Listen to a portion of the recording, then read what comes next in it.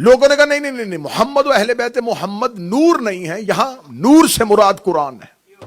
یہ ہے دشمن کی آنکھوں میں آنکھیں، تو قرآن نور مان، اگلا میں خود ہی منوا لوں گا۔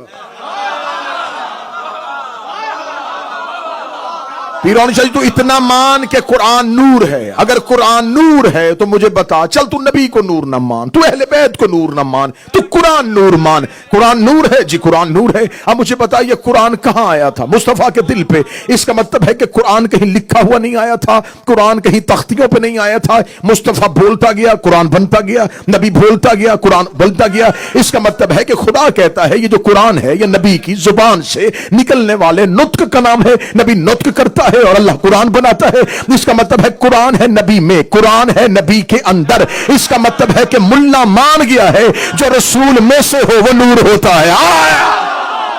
جو رسول میں سے ہو وہ نور ہوتا ہے، جو رسول میں سے ہو وہ نور ہوتا ہے۔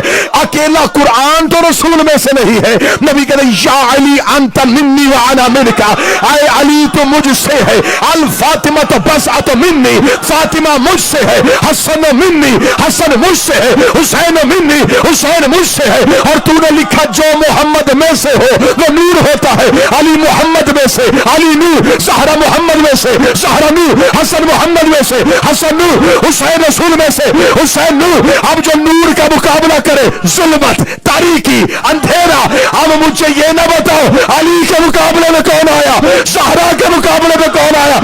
جو بھی آیا ظلم بھی ہے۔